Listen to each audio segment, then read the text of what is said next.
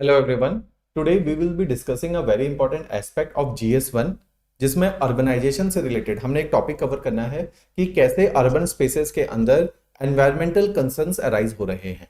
और अगर हम देखेंगे तो ये टॉपिक ओवरलैपिंग टॉपिक है GS1 के अंदर अर्बनाइजेशन, क्योंकि आपके सिलेबस के अंदर एक्सप्लिसिटली मेंशन्ड है सेटलमेंट के अंदर भी और सोशल इश्यूज के अंदर भी अर्बनाइजेशन एज अ कॉन्सेप्ट दिया हुआ है और उसी के साथ हमारा कोरिलेट हो जाता है एनवायरमेंटल कंसर्न। और जैसे आपके पेपर के अंदर इस प्रकार के सवाल आ चुके हैं, चाहे वो अर्बन फ्लड से हो, यूपीएससी में भी ऐसे सवाल आए हैं, अर्बन फ्लड्स है, अर्बन हीट आइलैंड है या अर्बन हीट डोम, इस तरह के कॉन्सेप्ट्स पहले भी आ चुके हैं। उसी से रिलेटेड एक नया कॉन्सेप्ट है कि अर्बन एरियाज के अंदर एक रिपोर्ट आई है और न्यूज़पेपर हिंदू दी हिंदू बोलता है कि अर्बन एरियाज के अंदर ग्रीन स्पेसेस श्रिंक हो रहे हैं।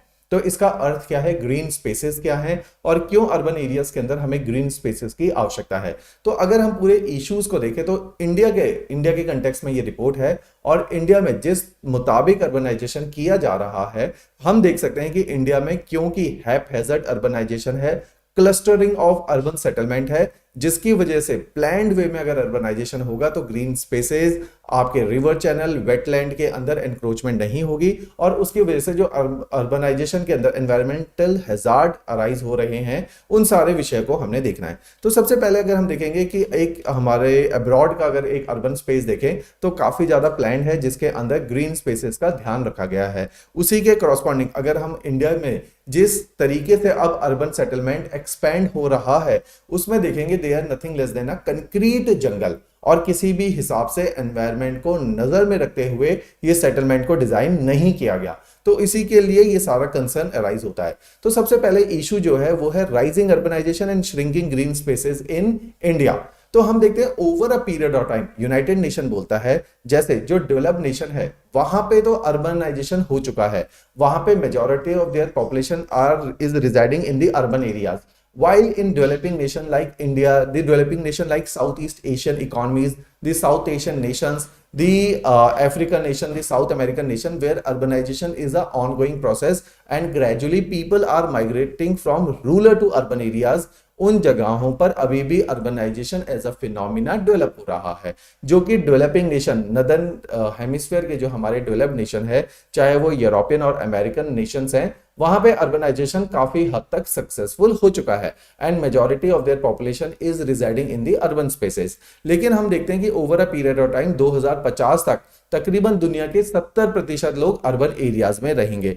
तो मींस अगर इतनी बड़ी पॉपुलेशन अर्बन एरियाज में रह रही है और इनकी क्वालिटी ऑफ लाइफ पुअर है, तो आप लोगों की क्वालिटी ऑफ लाइफ में कुछ वैल्यू एनहेंस नहीं कर रहे, इसलिए आपको अर्बनाइजेशन अर्बन एरियाज के अंदर ग्रीन स्पेसेस का ध्यान रखना है। मोर ओवर ये कहते हैं कि अगर आप ग्रीन हाउस गैसेस के एमिशन को देखेंगे तो अभी at present 70% of the gases are being emitted from the urban spaces. Means जो अर्बनाइजेशन के एरियाज हैं वही इंडस्ट्रियलाइजेशन के एरियाज हैं। अर्बनाइजेशन के एरियाज वही हैं जहां population density is very high. अगर हम दिल्ली का एग्जांपल ले लें, 11,000 people are residing per square of kilometre. In Chandigarh itself where we are located 9,000 people are residing in per square kilometre. तो आप देख सकते हैं कि अर्बन एरियाज के अंदर population density is very high. हर किसी के पास 2-2, 3-3 गाड़ियां हैं, बाइक्स हैं, स्कूटर्स हैं और व्हीकुलर एमिशन भी बहुत ज्यादा है।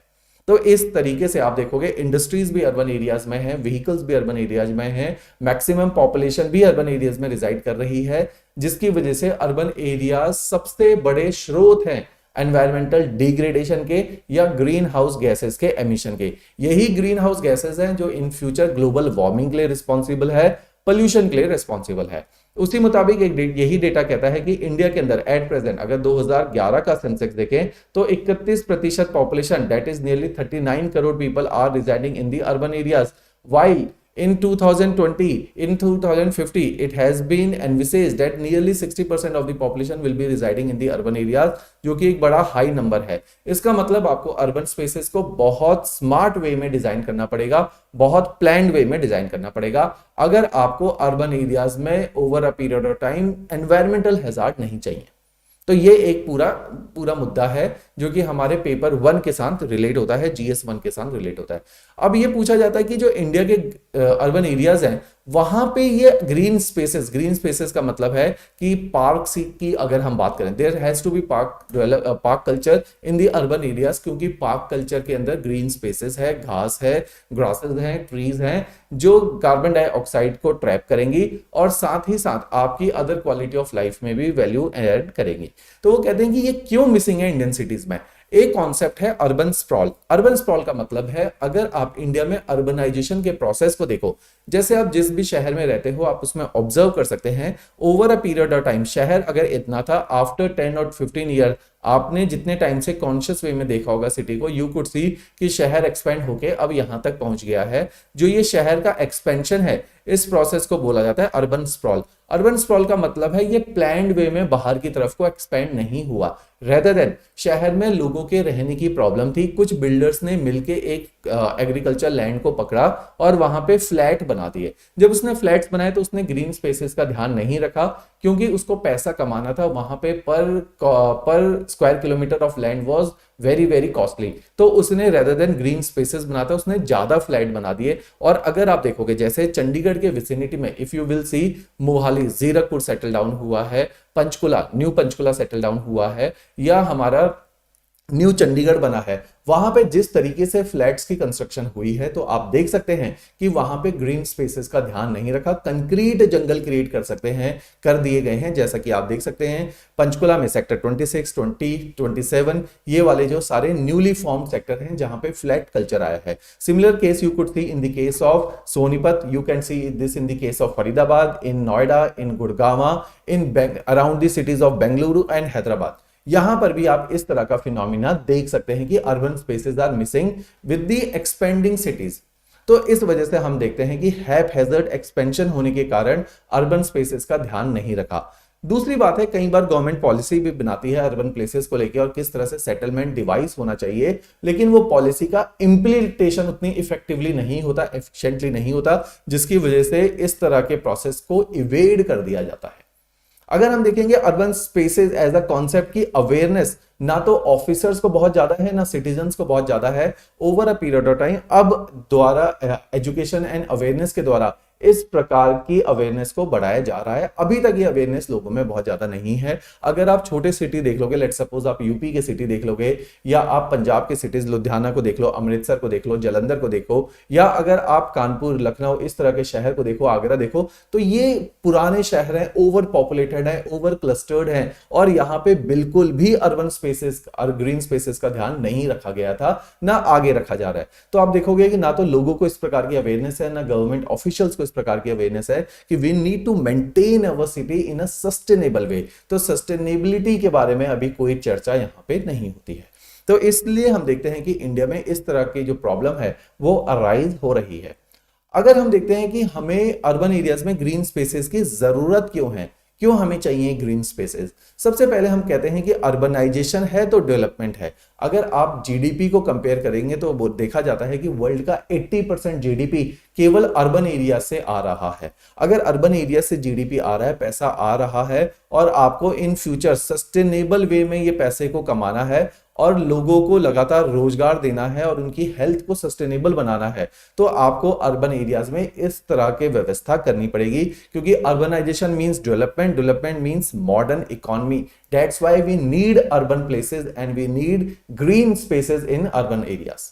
ऑलराइट, दूसरा है कि ये ग्रीन स्पेसेस इकोलॉजिकल सर्विस देते हैं। अगर आप अर्बन स्पेसेस में, जैसे चंडीगढ़ में इस चीज का बहुत बखूबी ध्यान रखा गया है, यहाँ पे बीच बीच में छोटे छोटे जंगल के पैचेस हैं, यहाँ पे बड़े बड़े पार्क्स हैं जहाँ पे ट्रीज हैं, ये इकोलॉजिकल सर्विसेज देते हैं। जैसे ये एक्सेस वाटर को एब्जॉर्व करते हैं, चंडीगढ़ के अंदर वाटर स्टैग्नेशन का इशू नहीं है, ये वाटर को एब्जॉर्व करते हैं, ये एनवायरमेंटल, ये कार्बन डाइऑक्साइड को एब्जॉर्व करते हैं, ये ऑक्सीजन को एक्सेल करते हैं, ये पेड़, ये पक्षियों को रहने के लिए एक आसरा देते हैं। तो बहुत सारी इकोलॉजिकल एंड इकोसिस्टम सर्विसेज को सर्व करते हैं। साथ ही साथ ये सिटीज के अंदर जो पार्क कल्चर है, ग्रीन स्पेसेस का कल्चर है, वहां पे ओपन जिम का कॉन्सेप्ट आ चुका है, है, लोग ओपन में जाके एक्सरसाइजेस करते हैं, मॉर्निंग एंड इवनिंग वॉक करते हैं, जिससे वो अपनी हेल्थ को मेंटेन रखते हैं। ये केवल फिजिकल हेल्थ की बात नहीं है, ये मेंटल हेल्थ और साइकोलॉजिकल हेल्थ की भी बात है, क्योंकि urban areas are the areas जब हम सोशल इश्यूज में पढ़ते हैं, जितने भी आइसोलेशन के प्रॉब्लम है, स्ट्रेस के प्रॉब्लम है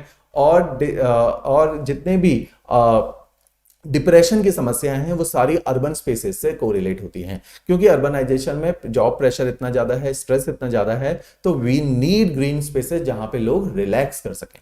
तो इसलिए भी हमें just for the sake of mental and physical health of the citizenry who are residing in the urban areas, we need green spaces. Moreover, अगर आप एनवायरमेंटल हैजार्ड को देखोगे तो with the passage of time UPSC, HS, IAS, everywhere this kind of question has been put up कि आपके heat waves के ऊपर question आ चुका है, अर्बन हीट आइलैंड के ऊपर क्वेश्चन आ चुका है, अर्बन फ्लड के ऊपर क्वेश्चन आ चुका है, नॉइज एंड एयर पॉल्यूशन के ऊपर क्वेश्चन आ गया है। तो ग्रीन स्पेसेस इस तरह के नॉइज और नॉइज पॉल्यूशन को, एयर पॉल्यूशन को, हीट वेव्स को एब्जॉर्ब करने में हेल्प करते हैं, क्योंकि वो ओवरऑल सिटी के टेम्परेचर को डिप कर देते हैं, क्योंकि वो अर्बन हीट आइलैंड या अर्बन हीट डोम क्रिएट नहीं होने देते, क्योंकि अगर इतने सारे पेड़ पौधे होंगे तो कहीं ना कहीं वो टेम्परेचर को भी रेगुलेट करेंगे, प्रेसिपिटेशन को रेगुलेट करेंगे, इंसोलेशन को रेगुलेट करेंगे।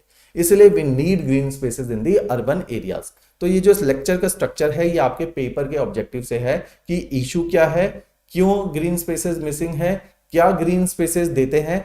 अब एक केस स्टडी लेते हैं, हिंदुस्तान की ही तेलंगाना की स्टेट गवर्नमेंट ने एक मुहिम चलाई है, उसका नाम है तेलंगाना कु हरितुहरम। इसका मतलब है कि हम एनवायरनमेंट का ध्यान रखेंगे और एफॉरेस्टेशन करेंगे। इस ड्राइव के अंदर इन्होंने आइडेंटिफाई किए अपने शहर, और उन शहर में ओपन स्पेसेस या ग्रीन स्पेसेस को डेवलप करवाया, वहां वृक्षारोपण किया और ट्री कवर को बढ़ाया। साथ ही साथ अगर आप देखोगे, विलेज लेवल पे कभी भी पार्क नहीं बनाए जाते, पार्क हमेशा शहरीकरण के साथ जुड़े हैं। तो इन्होंने कहा कि हम विलेज लेवल पे भी पार्क्स बनाएंगे, म्युनिसिपैलिटी फाइनेंसिंग की व्यवस्था करे, और हम अच्छी फाइनेंसिंग के द्वारा एक रोबस्ट रेजिलिएंट मैकेनिज्म बनाएंगे, जिसके द्वारा ना कि केवल एक बार ये ग्रीन स्पेसेस को स्थापित किया जाएगा, रेदर देन ये रेगुलेट करके हम आगे फ्यूचर में इनको ले जाएंगे। तो इस तरह से एक केस स्टडी देखते हैं। हिंदुस्तान में एक सक्सेसफुल मॉडल बना है तेलंगाना का, जिन्होंने ग्रीन कवर, अर्बन एरियाज में ग्रीन कवर को बढ़ाने का एक मुहिम चलाई है। अगर देखा जाए, हिंदुस्तान की सरकार ने इस ग्रीन कवर को, अर्बन एरियाज के ग्रीन कवर को बढ़ाने के लिए एक कॉन्सेप्ट लाई थी, urban forestry. Urban forestry concept 1976 का ओरिजिनेटेड कॉन्सेप्ट है। इस कॉन्सेप्ट के तहत अगर हम देखते हैं कि आप लेट सपोज चंडीगढ़ का एग्जांपल लेते हैं, या आप हाईवेज में देखेंगे, तो हाईवेज में जो डिवाइडिंग लाइन होती है, वहां पे हमेशा ग्रीन कवर लगाया जाता है। अगर आप देखेंगे, जो पेडेस्ट्रियन के जो रास्ते हैं, वहां पे ग्रीन कवर लगाया जाता है। इसको बोला जाता है आप राइपेरियन लैंड के ऊपर ट्री कवर बढ़ाने का प्रयास करते हैं। तो अर्बन फॉरेस्ट्री के अंदर हम करते हैं कि अर्बन एरियाज के अंदर फॉरेस्ट या ट्री कवर को बढ़ाने का एक तरीका है। तो वहां जो जो हाईवे हैं, अगर आप देखोगे, जो सरकारी स्कूल, हॉस्पिटल्स हैं, सरकारी इंफ्रास्ट्रक्चर बिल्डिंग है, उसकी पेरिफेरी में हमेशा बड़े बड़े ट्री लगाए जाते हैं। Majority it is eucalyptus. तो इस तरह से हम पेड़ों को बढ़ा रहे हैं गवर्नमेंट स्पेसेस के अंदर। तो हम ट्री कवर को बढ़ाने का एक काम कर रहे हैं, जिसका नाम दिया है, इस कॉन्सेप्ट का नाम दिया है अर्बन फॉरेस्ट्री। ये इंडियन गवर्नमेंट ने ऑलरेडी इस प्रकार का एक इनिशिएटिव ले लिया था।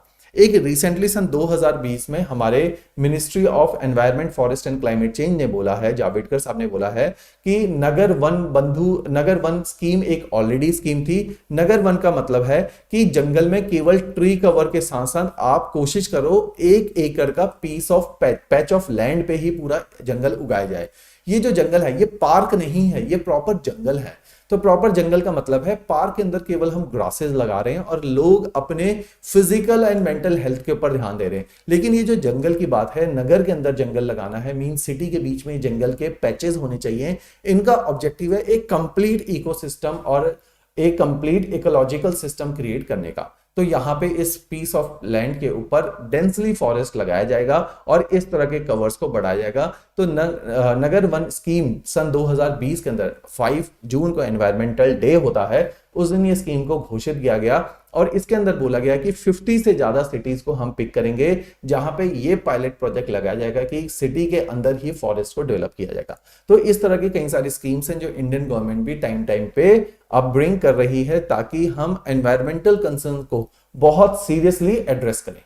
ऑलराइट, तो this was the whole topic regarding the shrinking of green spaces in the urban areas. बहुत इंपॉर्टेंट है from the perspective of your state and IAS examination, paper 1 का ये टॉपिक है। ऑलराइट, चलिए, थैंक्स अ लॉट।